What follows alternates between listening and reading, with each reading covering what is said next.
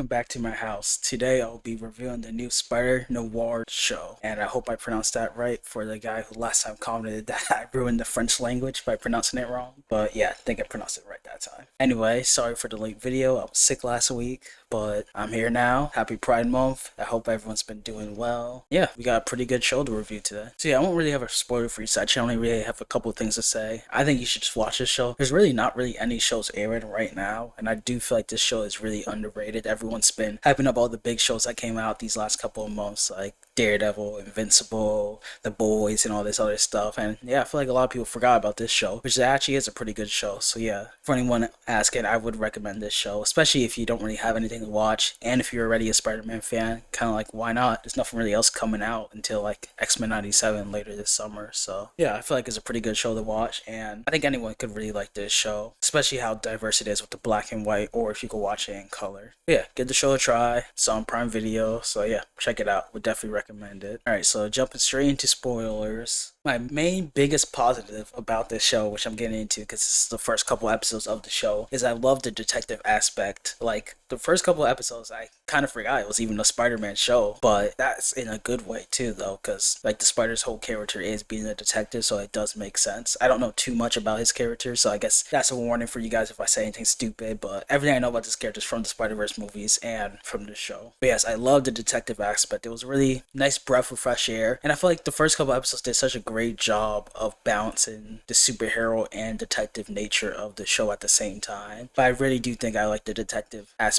of the show the most. And speaking of the detective aspect, I really did like how all these tiny details, how they came into play, and they really forced the audience to really be paying attention. You notice it, then you can kind of figure it out along with Riley. Like, even with the whole cash thing, like how the guy like marked his bills and stuff like that, I think that was really cool, and how Riley used that against him. Just the small things like that was just great. I just really loved the detective aspect. Like, watching these first couple episodes, I think I had the show like at least a 9. Like, it was really high up there. But yeah, I guess I should have started with this too, but the cinematography is also great. It looks amazing. The web slinging looks so good. It's probably the best live action web slinging I've seen.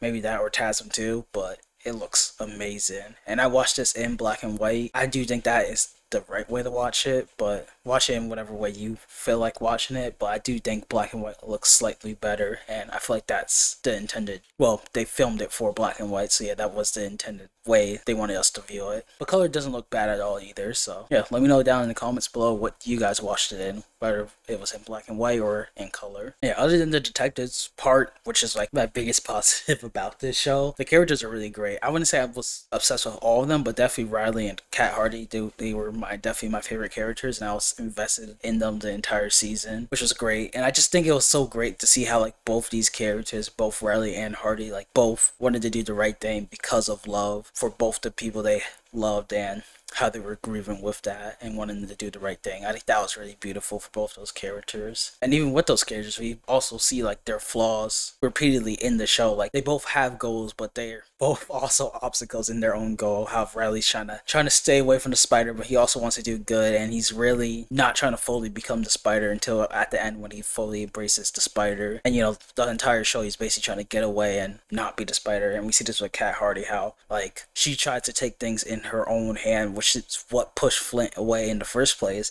And we see this again later in the season when she tells the doctors who the spider really is without confronting Riley first, because she makes decisions without actually being able to trust her partners. And yeah, we see this affect the people around him, like I said, with Flint, and like the people who Riley cares about, like his secretary and Robbie. Speaking of Robbie too, I think I liked his character too. I liked the secretary too.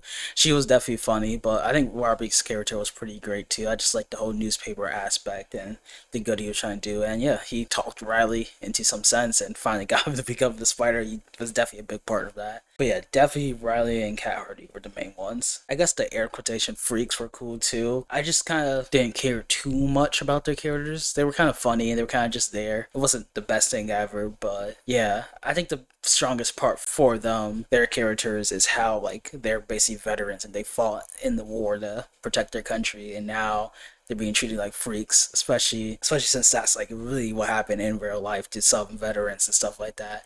So I really do feel like that is really strong writing. How it's like doubling down on that. That's really all I had about the characters and overall show too. I did like kind of like how they had like the organic weapon and like Riley had to like he's like becoming a spider. He had to like act to become human, which I feel like is a very interesting concept, especially with Riley not wanting to become the spider. It's like becoming the spider, he has to also balance becoming human too. So like going towards that side makes him feel less human too. So it's not even just guilt too, but it's just the actual nature of the spider venom or whatever in his bloodstream that's making him want to be a spider too, which makes him not want to become the spider anymore. So I feel like that was a really interesting concept. I don't think I would like that in a modern Spider-Man, like if they did that in Brand New Day, but I think it fits Riley's character, so I don't think that bothered me. And I think the how they handled the organic weapon and stuff like that was really good, especially like in the finale episode where he couldn't use his powers for a bit, so that was really interesting and definitely added more tension to the scene. But yeah, basically all positives for the show. This show is great. I just wish they had more of the detective aspect because once after episode 4, I want to say it kind of just became, I don't want to use a bad term, but I guess it felt like your average MCU superhero show, but not really in the bad way because they already developed all these characters and actually cared about these characters in some aspect, so it wasn't like the worst thing. Usually MCU shows don't really develop these characters and I don't care at all, and it's just like a average superhero show the entire season. But I wish we did get the detective aspect more, especially like when they were finding the doctor who was trying to do the cures and stuff like that. I feel like from what I remember, it was just off screen. They found out who the doctor was and stuff like that.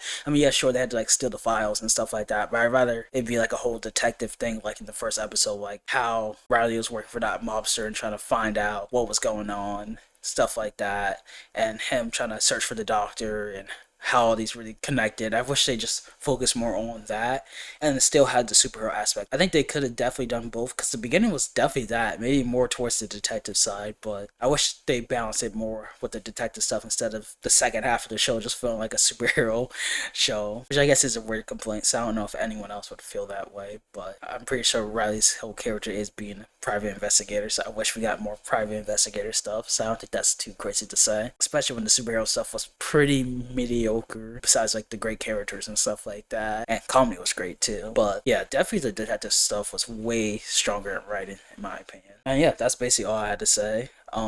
Overall, my score for Spider-Noir is a 7.5 out of 10, which really don't look at the score too much. That could easily be an 8, and like I said before, it was like a 9 for me when watching those first couple of episodes. I just wish they focused more on the detective part, which is why I dropped it down to a 7.5. But if we just got leaving like a bit more of the detective stuff, it could have been an 8. And if they did more like 50-50 with it throughout the entire season, I feel like the show could have easily been a 9 for me. Because I think the detective aspect of this show was the most interesting part of this show, besides like the characters and stuff like that.